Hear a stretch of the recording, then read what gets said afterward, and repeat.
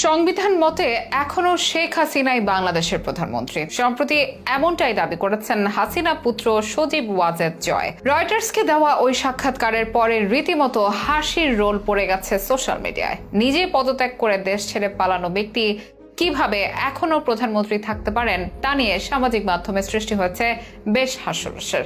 অনেকেই আবার সজীব ওয়াজেদ জয়ের মানসিক স্বাস্থ্য নিয়েও তুলছেন প্রশ্ন। তবে সংবিধান বিশেষজ্ঞরা বলছেন ভিন্ন কথা। সজীব ওয়াজেদ জয়ের কথা ফেলে দেওয়ার মতো নয়, এমনকি স্বপদে ফিরে আসার বিশাল সুযোগ রয়েছে শেখ হাসিনার। সামরিক অভ্যুত্থান না হলেও সম্ভাবনা ছিল বিচারিক অভ্যুত্থানের। তেমনটাই হতে চলেছিল শনিবার, যা বুঝতে পেরে ভেস্তে দেয় ছাত্ররা। পদত্যাগ করতে বাধ্য হন প্রধান বিচারপতি। জনমনের প্রশ্ন, পদত্যাগ করলেও কিভাবে শপথে বহাল হওয়ার সুযোগ থাকছে হাসিনার? বিচারিক অভ্যুত্থানে কিভাবে আবারও ফিরে আসতে পারে হাসিনা সরকার? কোথায় রয়েছে আইনের সেই ফাঁকফোকর? এসবের বিস্তারিত নিয়ে থাকছে এখনকার বিশেষ আপডেট।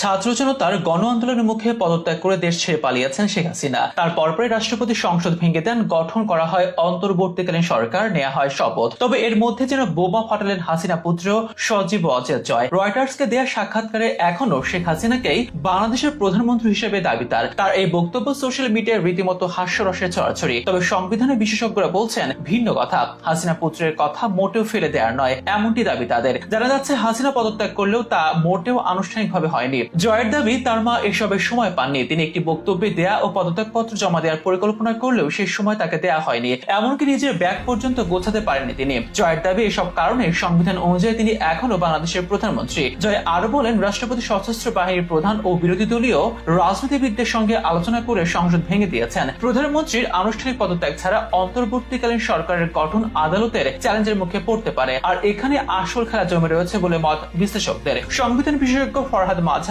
প্রায় একই মত পোষণ করেছেন, প্রকাশ করেছেন আশঙ্কাও। এমনকি শনিবার এমনই একটি ঘটনার সাক্ষী হতে যাচ্ছিল বাংলাদেশ, যার নেপথ্যে ছিল বিচার বিভাগ। জানা যাচ্ছে প্রধান বিচারপতি একটি পূর্ণাঙ্গ আদালত বসানোর পরিকল্পনা করছিলেন, যেখানে বর্তমান সরকারের বৈধতা নিয়ে প্রশ্ন করার সুযোগ তৈরি হতো। শেখ হাসিনার আনুষ্ঠানিক পদত্যাগ না হওয়ায় তাকে চাপ প্রয়োগে ক্ষমতা ছাড়ার বিষয়টি আদালতে আমলে নিতে পারত। প্রাণভয় দেশ ছাড়ার বিষয়টিও হাসিনার পক্ষে যেত বলে মত বিশ্লেষকদের। যেহেতু শেখ হাসিনা আনুষ্ঠানিক পদত্যাগ করেনি, চাপের মুখে বা প্রাণভয় ক্ষমতা ছেড়েছেন, তাই দেশের সংবিধান অনুযায়ী তিনি এখন দেশের বৈধ প্রধানমন্ত্রী হিসেবে রায় দিতে পারতেন উচ্চ আদালত। সেক্ষেত্রে নতুন সরকার যে সংবিধান রক্ষার শপথ করেছেন, সেই সংবিধান মতে প্রধানমন্ত্রীর পদে শেখ হাসিনা বহাল হতে পারতেন বলে জানিয়েছেন বিশিষ্ট সংবিধান বিশেষজ্ঞ ফরহাদ মাঝহার। এতে দেশ নতুন এক সংকটে পড়তো বলে আশঙ্কা তার। তবে এসব ঘটনা আঁচ করতে পেরে ছাত্র জনতা সেই বিচারিক অভ্যুত্থান রুখে দিয়েছে।